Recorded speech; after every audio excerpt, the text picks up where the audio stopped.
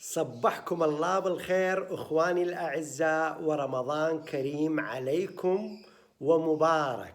تقبل الله منا ومنكم صالح الاعمال والطاعات.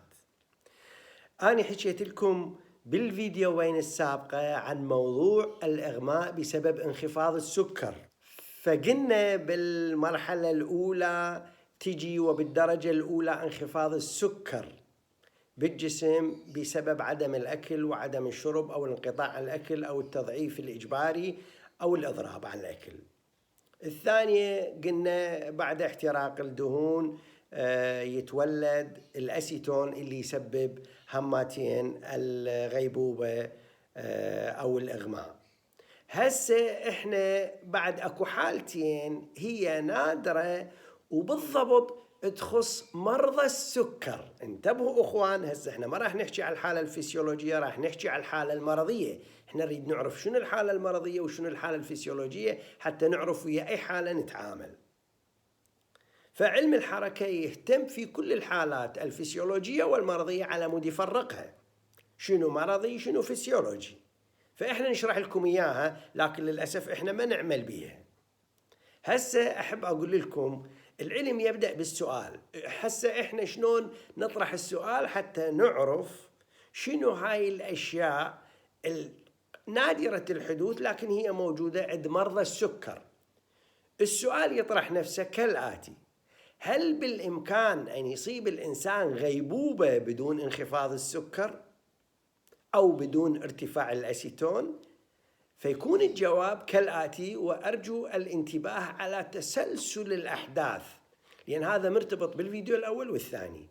الجواب هو نعم. يعني أنت مريض السكر، صحيح أنت مسيطر على السكر مالتك وتأخذ الأدوية مالتك وملتزم بالأكل والشرب وكل التفاصيل، يعني أنت إنسان ملتزم راقي، لكن لا تنسى وجود مرض السكر بجسمك عنده حالتين سيئة أعراض المشهورة. الأولى شنية؟ الأولى هو ممكن يكون سبب في اعتلال الأعصاب المحيطية عندك، هاي نشرح لكم إياها في وقت آخر. والثاني ممكن يسبب عندك تضيق في الشرايين والأوردة كحالة طبيعية لمرض السكر حتى لو أنت مسيطر عليه. هذه الحالة اللي راح أشرح لكم عنها تحدث في الناس المسنين، يعني خلينا نقول 65 فوق 65 70 فوق 70 وكالآتي.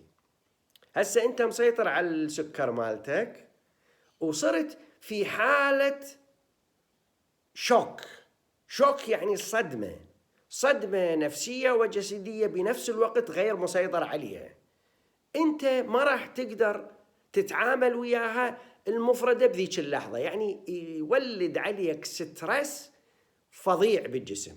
يعني شفت قدامك حادث، ابنك اندعم، صار عندك اتفد مشكلة، صرت في وضع you cannot deal with، يعني ما تقدر تتعامل ويا المفردة مالته. لقيت نفسك انت حاير وضعيف وكل شيء ماكو، ما تقدر تسوي كل شيء بسبب الصدمة النفسية اللي جتك. سيطرتك على السكر راح تنفذ هنا من خلال الأدوية اللي انت أخذت، عنصر مساعد لتخفيض السكر. هسه هذا الشوك أو الصدمة راح يلغي لك تأثير الأدوية على السيطرة على السكر. فشي يسوي لك؟ يضرب لك السكر إلى 600 700، يوصل حالات خرافية. شو راح يصير بالجسم هنا؟ ارتفاع السكر إلى علاقة بمبدأ بالعلم اسمه أوزموريجوليشن. أوزموريجوليشن هذا إلى علاقة بالضغط اللي يصير بالخلية خارج وداخل الخلية. ارتفاع السكر العالي بالخلية راح يخليها تسحب السائل من خارج الخلية، يعني خربط لك الأوزموريجوليشن. هذا الأوزموريجوليشن عبارة عن السيطرة وتنظيم دخول السائل والأملاح إلى وين؟ إلى الخلية وخروجه منها. هاي في كل الجسم، ينطبق على كل جسم، اسمه أوزموريجوليشن. انتبهوا عليه، إلى علاقة في الضغط الأسموزي يسمى في بعض المجالات. فهذا من يرتفع عندك السكر بالدم يعني بالخلية راح يضطر أن يسحب الماء ال H2O من كل خلايا الجسم، من ضمنها خلايا الدماغ. يتوقف الدماغ، يصير عندك إغماء. هذا علاجه أبسط شيء شرب المياه في هذه الحالة. أنت من تحس نفسك صرت بهذا الوضع أشرب مي. طبعا هو المي علميا ما يسمى مي، يسموه محلول الملح. يعني أنت تروح للمستشفى ينطوك محلول ملح، ماكو شيء اسمه مي، ما ينطوك مي، ينطوك محلول اسمه محلول الملح، على مود يعادل لك الضغط الأسموزي من داخل الخلية وخارج الخلية، ويرجع ينظم لك شنو؟ الأوزمو ريجوليشن. فانتبهوا على هاي الحالة وتصيب الكبار في السن. اخوان لاحظوا التسلسل، لما انت ما اكلت ولما صار عندك الاسيتون وانت من هسه اجيت عندك مرض السكر وسيطرت عليه، شلون راح ياثر على الاعصاب المحيطيه، وشلون راح ياثر على الأوردة والشرايين ويسوي بيها تضيق. هاي كلها تجيك من وراء مرض السكر. فأنت حاول لا توقع في مرض السكر وحاول تعالجه، وإن شاء الله بالمستقبل إحنا عندنا لكم حلول حتى لمرضى السكر. لكن هسه نريد نشرح لكم شنو حالات الإغماء اللي جاي تصير بسبب السكر، إن كان ارتفاعه أو انخفاضه. يعني حتى ارتفاع السكر ممكن يولد عندك بسبب ممكن يولد مثل ما شرحنا عملية الإغماء. لكن حلها إنه يعالجوا لك مي الملح اللي هو يعادل لك الأوزمو ريجوليشن، ترجع للحالة الطبيعية. يعني الحل موجود، بس إحنا نريد نشوف شلون أنا أقدر أتفادى هاي الحالة. هسه الشغلة الثانية شنو؟ إحنا مثل ما قلنا السكر من أهم مضاعفاته وأشهرها تقلص الشرايين والأوردة، أي ضيقها.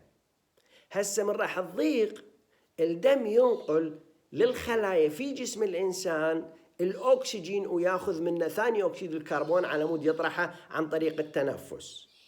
هسه إذا ضاق وقل الأكسجين لدخول الخلية، شو راح يصير عندك؟ راح يصير عندك وجود ثاني أكسيد الكربون بالخلية، يسبب أوتوماتيكيا ارتفاع حامض اللبنيك لاكتيك أسيد بالجسم. يعني جسمك يصير حامضي، تخربطت عليك الحموضة والقاعدة بالدم. الدم هو يميل إلى القاعدة، إذا صعدت بالخلية الحموضة وما قدر يسحب منها الحموضة، راح تصير عندك مشكلة اسمها الإغماء بسبب لاكتيك أسيد، حامض اللبنيك. هسه شنو دور علم الحركة بهذا الشيء؟ أي رياضي يعمل يستخرج الطاقة اللي هي الجلوكوز والأكسجين.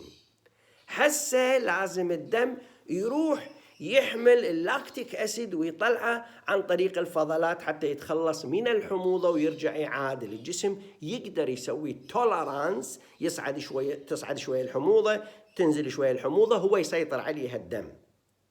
فأنت هنا إذا صار عندك تضيق بالأوردة والشرايين بسبب مرض السكر، ايش راح يصير عندك؟ راح ما يوصل الأكسجين، راح ترتفع الحموضة بالخلية، راح يصير عندك اللاكتيك أسيد، ممكن يصعد للدماغ ويسوي عندك إغماء.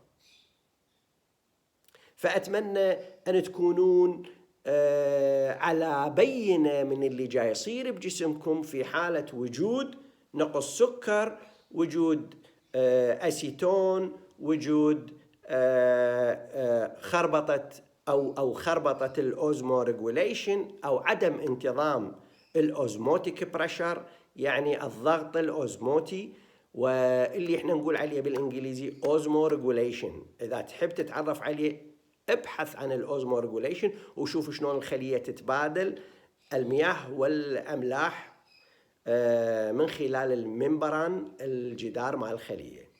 وهذه كلش مهمة إلك، تطوير الوعي بالنسبة إلك هو مهم على مود تتفادى المشكلة قبل وقوعها. فأتمنى أن يكون هذا الفيديو قد نال رضاكم وقد ساعدكم في رمضان الكريم لمعرفة بعض الأشياء المهمة، وخصوصا من خلال انخفاض السكر وارتفاع السكر اللي هو بالنهاية إلى علاقة في السيطرة على الطاقة الكامنة في الجسم من خلال رمضان الكريم والصيام الطيب المقبول بإذن الله والفطور الشهي إن شاء الله.